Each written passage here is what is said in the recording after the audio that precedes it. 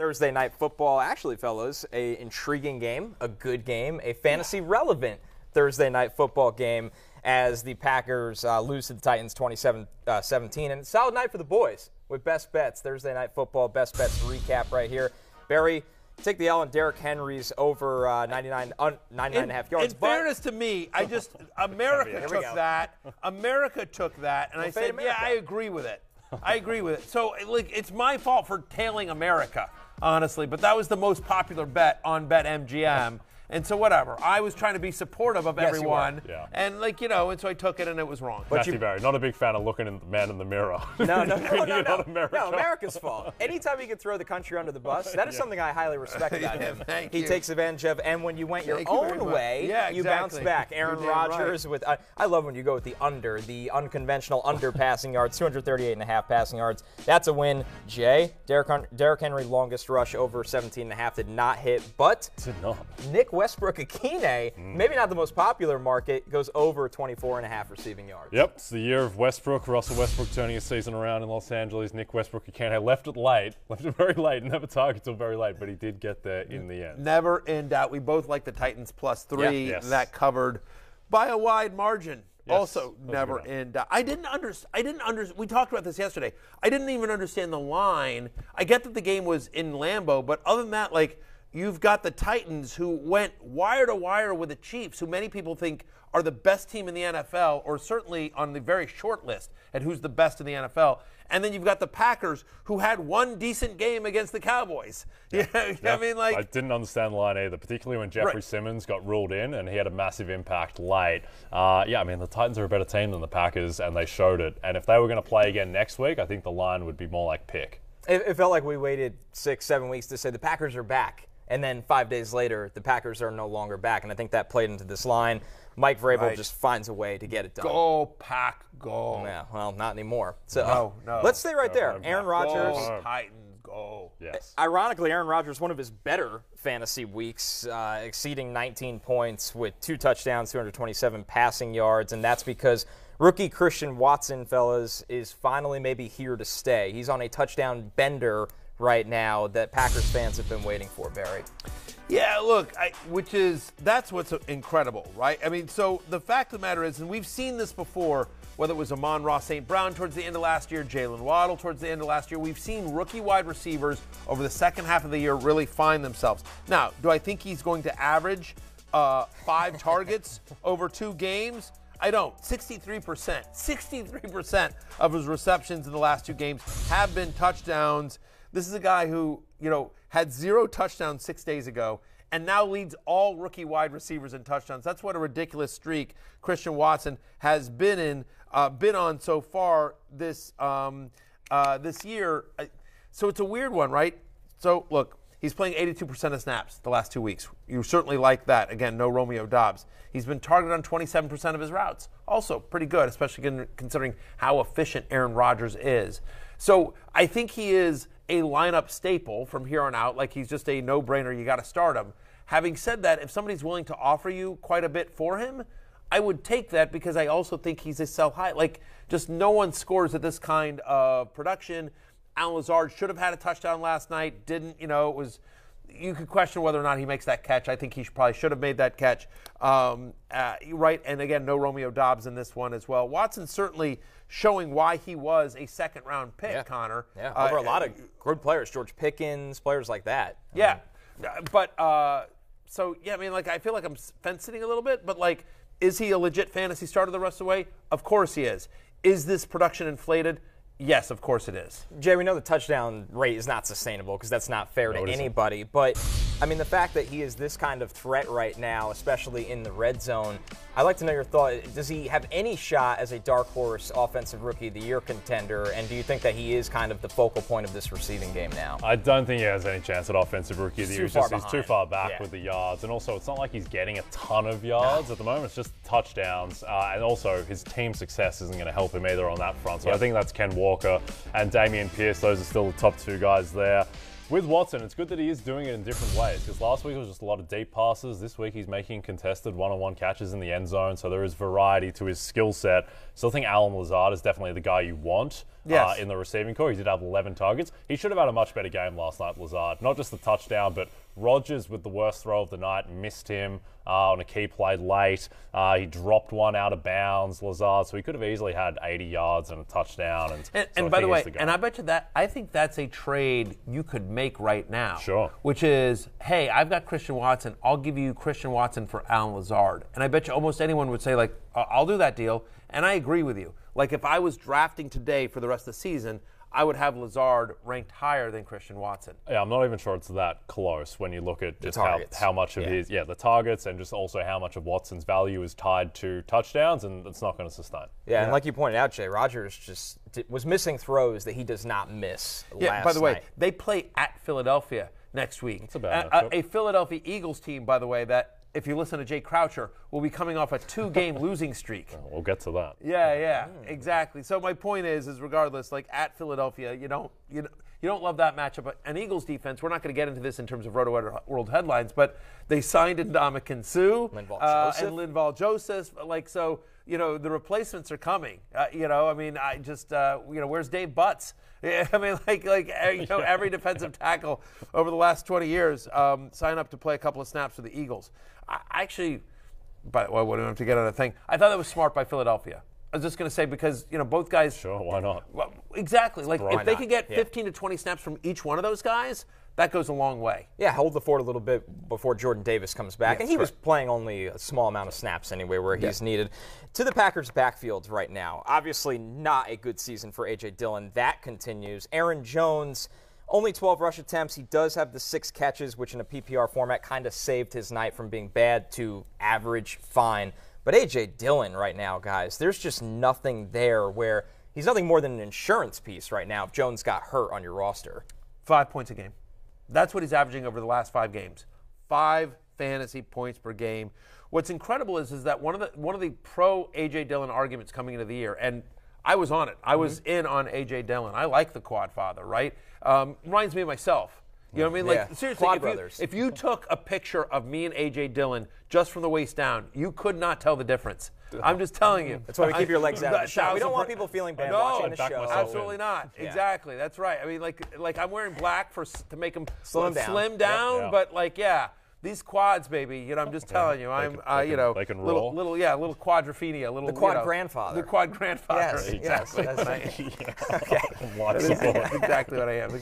Okay, all right. Some might say the quad great grandfather. At any rate, what I would say here is that the concern the promise of A.J. Dillon coming into the preseason, coming into the season was twofold. Number one is this is going to be 1A, 1B, right? These guys are going to really split the workload on a team that doesn't have a lot of passing options. They're going to have to run the ball quite a bit. They have a pretty good defense. We expect them to be positive game script much of the time.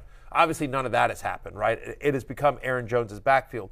But the other big thing is no passing game usage. Like that was A.J. Dillon, the argument coming out of college was, well, he's not going to catch passes because he never did at BC. And then his rookie year, you're like, oh, you know what? Actually, not a bad pass catcher. And Jamal Williams goes to Detroit, and they start using him more and more. His passing game usage increases every season, every game. And you're like, we expect him to be even more involved in the passing game this year. And that has completely disappeared. Yeah, and he just hasn't scored since week 1, which is what you expect. If you're starting him, you're basing him touchdown dependent, but just nothing on the board right now. You throw out games for running backs against the Titans because they have the best rushing defense in the league, particularly in a game like this where the Titans were leading the entire way. But at the same time, it's not just this one game. Yes, he was okay against Dallas, but outside of that, I don't think you can start A.J. Dillon going forward. The Eagles are a favorable matchup in terms of run defense. But and then they play Chicago. Sure, all right, maybe start A.J. Dillon if you don't feel good about it. You're not getting rid of A.J. Dillon because I think he is slightly less. If I was ranking all the insurance running backs, and Tony Pollard's no longer an insurance running back. He's the starting running back of the Cowboys. Is the but Alexander the Alexander Madisons, if you will, of the world, the now Eno Benjamin behind Dameon Pierce, Jamal Williams was once that guy. Jamal Williams was once that guy. Jalen Warren, so guys like that. He's in that range of if anything were to happen to Aaron Jones, and Aaron Jones has certainly gotten banged up and bruised over his career and missed games here and there. So he has high upside as an insurance running back, but that's about it. Yep, I'm with you there. All right, moving over to the Titans offense. Derrick Henry. Tighten up. Tighten up, that's right. 87 rushing yards and a touchdown, but really the unconventional way here, guys, is the passing touchdown that gets him over 25 points in this game. Very Tebow-esque. Yes, the jump pass. Wasn't a great spiral, that one, but No, just kind of shot. And they were talking about that on the air. They're like, what a great spiral. I'm like, it's fine. Genuinely, the quad grandfather could have done that one. Yeah, I mean, it was just like, whatever. It was a playground play, and whatever, it worked. So I throw a football. I'm from Australia. Yeah, exactly. I mean, 1,000%. Like, anyway. I think the issue with Henry is this is now 2 weeks in a row of being really inefficient on the ground. And look, he had a great fantasy game last night because of the random passing touchdown, because also he broke a reception as well for 42 yards, which why don't they do that more often? I'm not too sure. But this is 2 weeks in a row where teams have just completely sold out to stop him. And it's not like the Packers have a good run defense. Broncos don't have a great run defense either relative to their passing defense. So it might be a grind for King Henry, but he's still going to provide value because of the touchdowns and because of the ridiculous volume. And seeing that kind of defensive look opened up the breakout performance for Treylon Burks. And that's the thing. Getting Ryan Tannehill back for the Titans is so huge because he can actually throw the ball. Again, whether it's a lack of skill or a lack of confidence, they were not letting Malik Willis throw the ball at all with any kind. But Ryan Tannehill is a professional quarterback who can run an offense. Remember, Ryan Tannehill was like a top 10, top 12-ish fantasy quarterback there for a few years once he became the starter in Tennessee. And so getting guys like Treylon Burks, getting guys, and we saw it last week with Nick Westbrook-Akine, the fact is that when teams are selling out to stop the run, as you see it here on your screen, we're watching, that's Burks. Burks in single coverage, and he's going to win that a lot. And so when you've got so many people rushing the passer or trying to basically control the line of scrimmage because they're scared of Derrick Henry, right there you go, right off of play action. Once again, there's Burke just beating play. Alexander down the. They've thrown it there, but it was very strange. But it was a great play and a great catch. Yeah, that was huge. Jaire Alexander fell asleep. Exactly. Yeah. I mean, they're not throwing against one of the best corners in the league. 1,000%. So that's my point, is that while you don't love the fact that teams are selling out to stop the run on Derrick Henry, it's his second straight game with under 100 yards from under 100 rushing yards. He'd had 100 rushing yards in 5 straight prior to the last 2, right? And we bet the over on this and it didn't hit.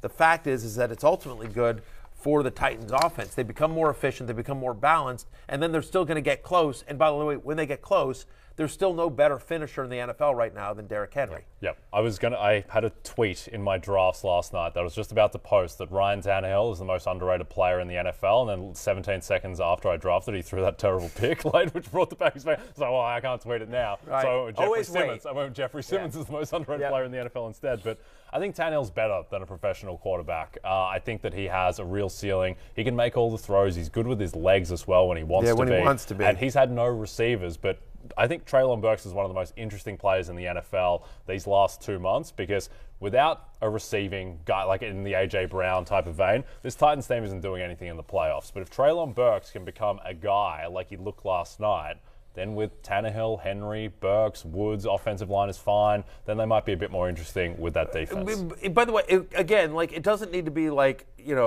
greatest show on turf wide receivers here, but they just need to be competent enough. They just need to be enough to make catches in traffic and run routes and be where Tannehill's going to throw it, which is what we saw from Treylon Burks, who, again, this is a first-round draft pick. It's always sort of you follow the draft capital, right? And coming out of Arkansas, Connor, this is a kid that a lot of people liked. Big-time player, my wide receiver 3 in last year's draft, and he had a tough summer.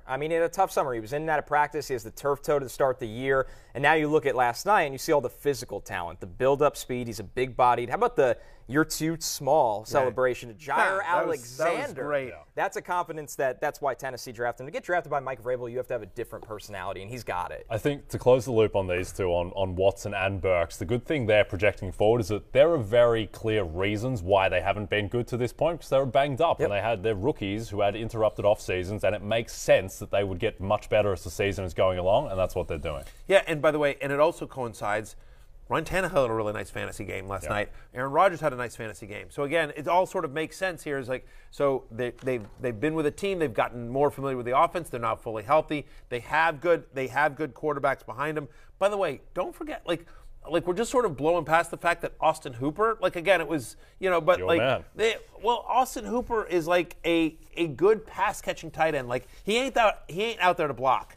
Like, No. I mean, like, Austin Hooper's not out there to block. So the fact that the Titans starting to use him more and he scores the touchdowns, like, I don't know. I just in a world in which pretty much every tight end is touchdown dependent.